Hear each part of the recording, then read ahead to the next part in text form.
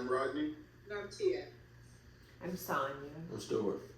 Good evening, everyone. Today I'd like to talk about a very big elephant in the room, sex. Sex is a natural part of life, and understanding it is vital. Today we're diving deep into sexual education to educate and empower children, teenagers, and young adults. Schools across the nation in the U.S. need to provide quality and comprehensive sexual education to prevent the spread of misinformation.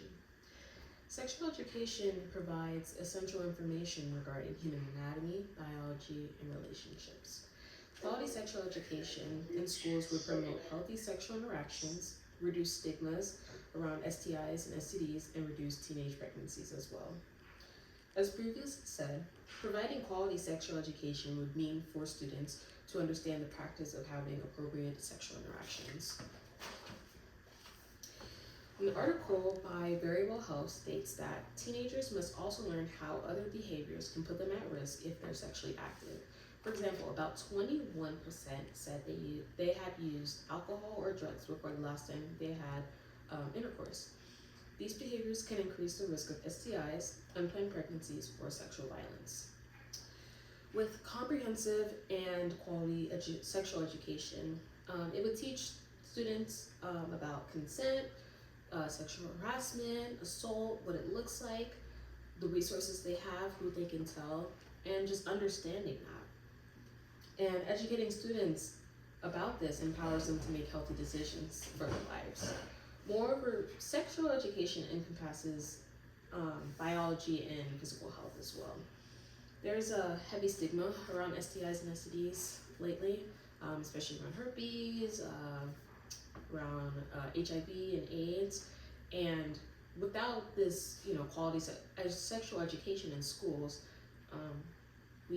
it's only going to make it bigger because it's not being talked about. People don't actually truly understand what it is. When we talk about, STIs and STDs, everybody, a lot of people will think it's gross. They think you're nasty if you caught that. They'll use derogatory terms. If you caught some of these infections or diseases, and it really adds to the stigma. By including comprehensive and quality sexual education in schools, it would teach students about what STIs are, STIs and STDs are, how you can catch them, how you can prevent it. If you unfortunately do get them, here's your treatments, here's your options, this is what you do going forward. It also teach people that it's okay to talk about it, that you're not gross or invaluable because you've unfortunately caught an infection or disease.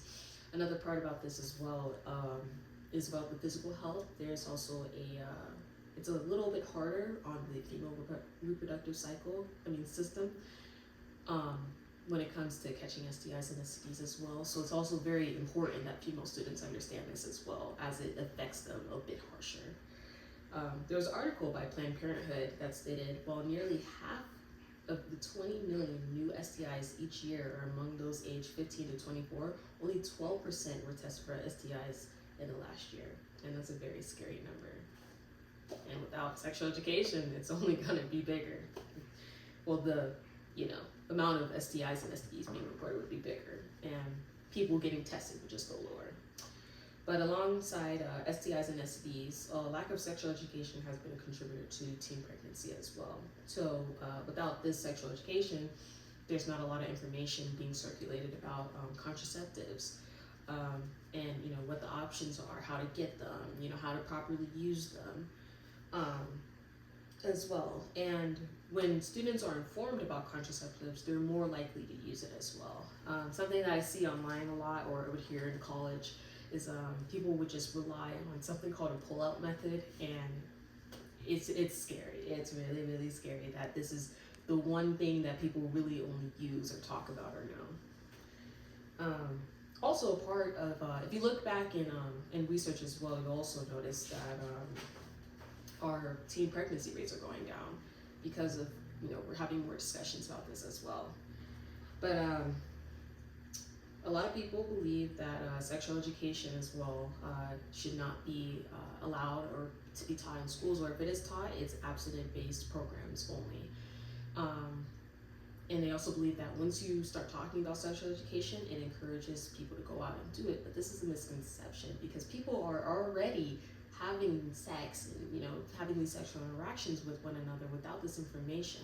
They're gonna do it whether you like it or not. So it's better to equip them with this information so that they can, you know, go forward with it healthy and in a safe way.